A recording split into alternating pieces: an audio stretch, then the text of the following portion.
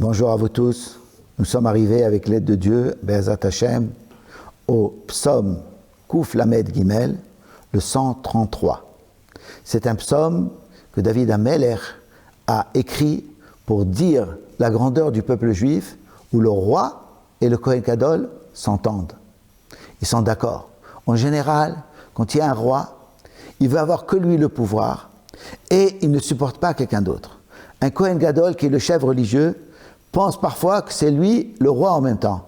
Mais dans le peuple juif, le roi et le Melech sont tous les deux sous l'ordre de Dieu et s'entendent comme des frères. Et ce que David HaMelech va décrire. Shir HaMa'alot le David. Voici un chant de la montée que David HaMelech a écrit. Hine, voici, Matov, que c'est bien, ou Manaïm, et que c'est agréable. Le Tov, ça veut dire qu'on arrive au but. Et c'est d'une façon agréable, pas d'une façon forcée. Shevet Ahim Gam Yahad, que s'installent les frères ensemble. Ici, les deux frères, c'est Aaron et Moshe. David HaMelech avec le Kohen Gadol. Kashem enatov ala rosh yored ala zakan. Comme de l'huile qui est bonne, qui a la roche sur la tête, yored ala zakan, qui descend sur la barbe.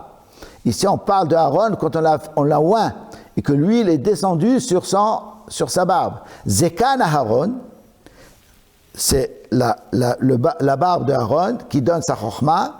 Sheored alpi midotav, qui descend sur ses habits. Ça veut dire, il y a ici, quand Aaron a été oint, on l'a oint sur ses cheveux et c'est arrivé jusqu'à son corps, que tout son corps est devenu kadosh. Ketal Hermon, comme la rosée du mont Hermon, qui se trouve du côté de la Syrie, Sheored ala Retzion, qui descend jusqu'aux montagnes de Sion. Ce tal, cette rosée, elle a fait le même effet sur Jérusalem et sur Sion que l'huile qui a fait l'effet sur le corps de Aaron.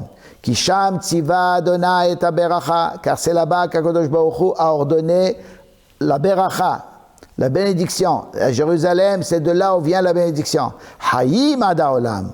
Et Akadosh Baruch Hu a donné à ceux qui viennent une vie éternelle. Ceux qui sont attachés à Akadosh Baruch Hu qui est éternel, ils ont aussi une vie éternelle. Et c'est pour ça que nous espérons tous que le Beth Amikdash sera construit pour qu'on puisse vraiment goûter la vie éternelle avec Akadosh Baruch Hu. Amen.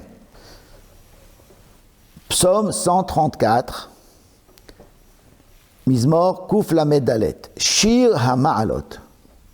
Hine, Barechu et Adonai, Kol Avdei Adonai, Haomdim Bevet Adonai Balelot. David HaMelech se voit déjà au Beth Amikdash et voit le peuple juif qui bénit Dieu, tous les serviteurs de Dieu qui sont debout au Beth Amikdash pendant les nuits, pendant que les Lévi'im chantent et pendant qu'ils sont à Yerushalayim et qui passent les nuits là-bas. C'est où Yedechem Kodesh. Là, il parle aux Kohanim. Levez vos mains saintes au Barechu et Adonai et bénissez Dieu. Et si vous faites ça, Yevarechecha Adonai mitzion. Akadosh Baruch Hu te bénira de Tzion. Tzion, on a dit, c'est la source de la bracha, puisque c'est l'endroit où est posé le Aaron. C'est de là où Akadosh Baruch Hu a construit le monde. Et le mot Tzion, ça veut dire de l'excellence. On peut être Metzayen.